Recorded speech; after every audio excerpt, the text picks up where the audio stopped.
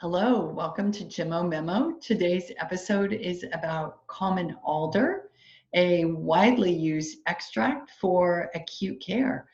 My name is Lauren Hubele. I'm a gemmotherapy expert and a health coach. I'm here with two colleagues today who will be sharing their wonderful knowledge about these extracts with us. Teri, good to see you. Nice to see you, and Megan also, everyone else, hello. My particular interest is using common plants that are abundant, growing wild in my area for treating acute conditions that are easily taken care of, that I don't have to go to the doctor to see, and teaching other people how to do the same thing. Beautiful. Thanks for being here to share your knowledge with us. And Maegan Lemp, acupuncturist? Yes, hello everybody. Thanks for joining us. My name is Maegan Lemp and I practice acupuncture and bodywork and gemmotherapy here in the Midwest of the United States. So as I mentioned today, our topic is an extract called common alder. It comes from the buds of the common alder tree, and this is Alnus glutinosa. So Teri, what can you tell us about this? Well, common alder is often referred to as black alder also. It's called Alnus glutinosa in its Latin terms, and it is in the Betulaceae family, which also includes hornbeam and birch. They're very closely related. This tree grows near or in the water, often with willow and birch. It can get to 70 feet tall.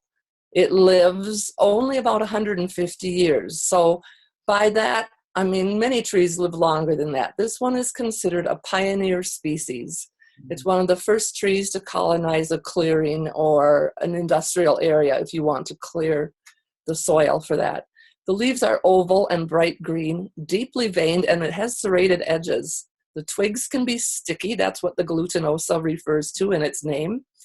It is native to Europe, Russia, Turkey, Iran, and it was introduced to America in around the 1600s.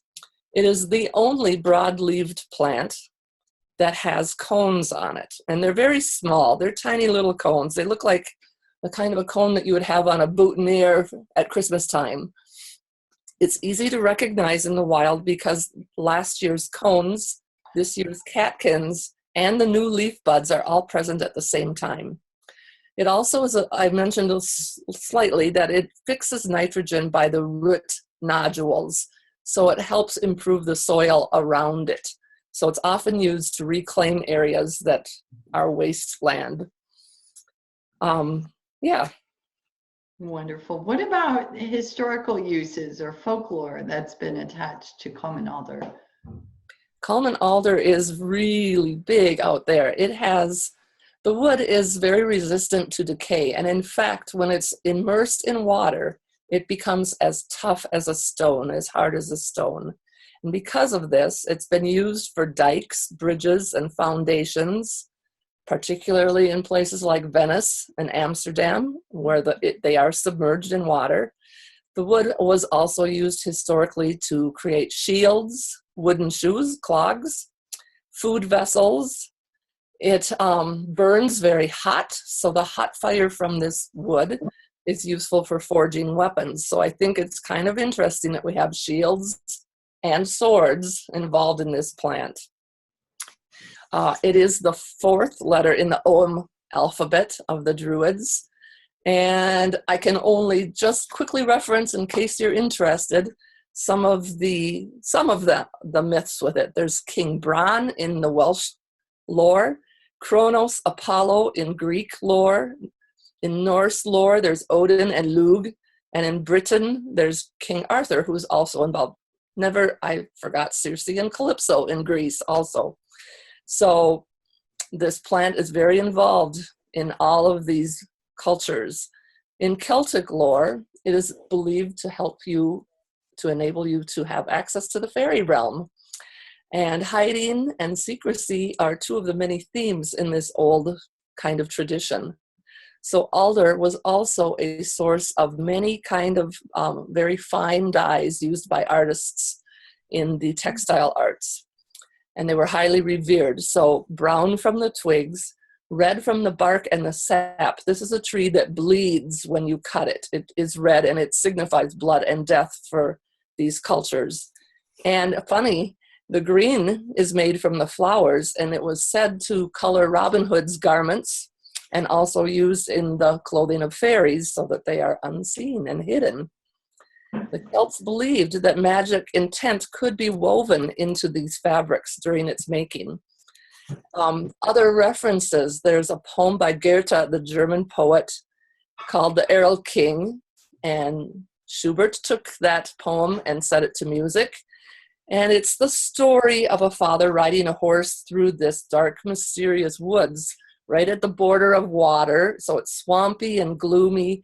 It's the place of fairies and monsters and spirits in folklore. This father's carrying his son and riding rapidly, trying to get home. The young boy is repeatedly telling his father that he believes he's being pursued by the elf king. And the father does not believe him. He tells him it's all his imagination. But surely, on arriving home, the father finds his child is dead. So that's a very grave story involved with this plant. It's considered the plant of the king of the elves. Wow. Wow. Yeah. Like I said, I had to pick and choose. That one was pretty dramatic. Yes, yes. Really interesting threads, though, how this is between how it's used in your story. So what about the potential, though? We look at the plant and just considering the parts of the plant, what do you know? Well, it's another plant that contains a high amount of tannins and anthraquinones, which also gives it that astringent toning action or tightening action of tissue. It's been used in healing inflammation, for example, gum tissues, tonsillitis, sore throats, burns, and that tightening action also exerts influence on things like diarrhea. It is used to dry up mother's milk when she wants to be finished with nursing. And the tree essence is used in some of the flower essences as associated with release. So reducing stress and anxiety, nervousness, and also increasing life energy as a result. Wow. Wow. Very interesting. Teri, thanks for sharing all that. So when we look at this plant, and it's the buds of common alder that are made into the extract, there's really one primary action, and that is to balance mucus levels and fluidity, making it an essential extract for the onset of inflammation. What this balancing, harmonizing action does is prevent the buildup of scar tissue. And because its ability to absorb excess fluids, we don't get fluid standing. We don't get standing water, so to speak, like where it grows, right? Now, common alder is super powerful, as even the stories you told, Teri, hinted at. And so we use it in acute care for deep colds and flus and viruses at the very start, because that's when it is most useful. And we pair it with extracts such as black currant, dog rose, hornbeam, or black honeysuckle. Common alder is the extract that comes to mind anytime I see someone with acute inflammation that needs to be moved. I think of it as a transportation system. Get that inflammation, put it on the train, and get it out. And when we have inflammation that sticks around, that's how we get chronic symptoms developing. So for our use here in our discussion, I want to put common alder out as a primary acute care extract. There are certainly other uses we can use chronically, and even looking at it and working with aging adults who have chronic inflammation in other parts of the body. But this is yet to be explored. So for our purposes today, I want to leave it right there. Very important though, Teri, you mentioned it dries breast milk, so common alder should never be used by breastfeeding mothers, and typically is not used during pregnancy because of the regulation of fluids. It also should never be taken alone. It's transporting, so it needs something to help move it out, and it needs some partnering extracts. Used alone, it can lead to some inflammation that would cause discomfort, so we don't want to do that. So Maegan, in the Asian lens, do we have some different uses for common alder, a different view? Yeah, it's interesting. Alder is an extract that balances mucus levels and fluidity in the system. It resolves inflammation, and it resolves inflammation by moving qi, blood, and fluids. However, it harmonizes them. So it works whether things are too fluid or too dry, right? So the nature of qi is transformation and change. And when our qi is abundant and flowing, we are able to move through transformation and adapt to our internal and external environment with relative ease. If we go back to the mental image again of our qi as a river, our water level will be full and flowing when our qi is abundant and flowing. It's not dry and low, and it's not flooding. In an acute situation, when we have an injury, or we have a cold or a flu or a virus, or something in our internal environment has changed, our qi may stop flowing in response to that, sort of like a dam in the river. The water level, when you have a dam in the river, will rise, and eventually it will flood. And that's the way that inflammation is looked at. So if the circulation is reestablished, the inflammation can then drain, and the river can return to normal flow. Similar to blackcurrant, alder is a great partner extract, and it supports the functioning of the entire system versus only focusing on one part of the body. And it does this by supporting the triple heater or triple energizer meridian. The triple energizer, as I like to call it, is not a physical organ.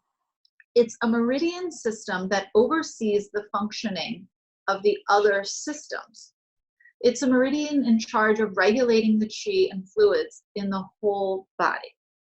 So if you keep fluids moving, the body can more easily clean them out. The problem arises, again, when the fluids congeal or thicken or become stagnant. This can be fluids in the upper respiratory tract, so this can help offset allergies, head colds, coughs, any source of inflammation in the head.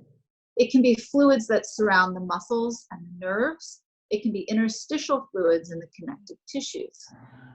This is going to help move the fluids through the lymphatic system so that they don't congeal and stagnate, and they leave the body faster.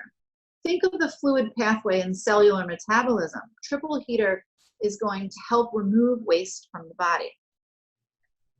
Common alder offsets inflammation in mucosal linings and moves congealed fluids that have become phlegm and supports the circulatory system. So we know that it also is working at the level of the blood, particularly in the head. We know that it improves cerebral circulation.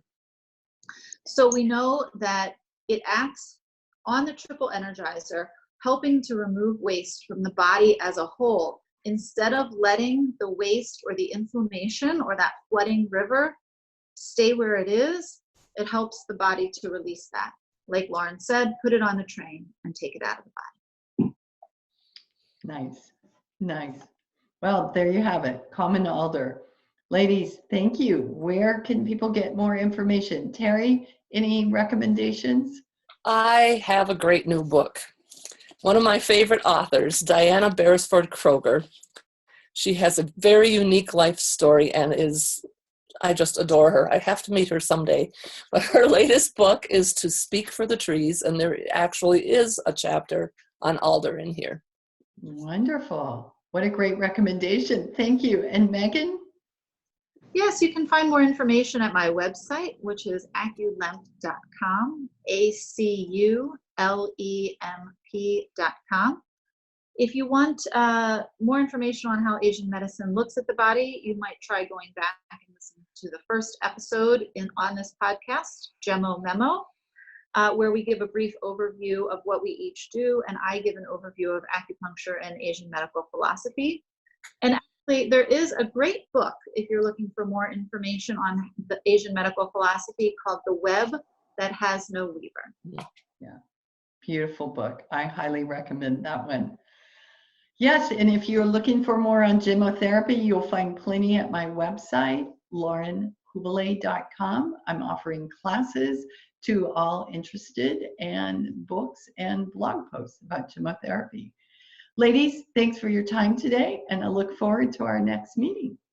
Thank you. Thanks, Lauren.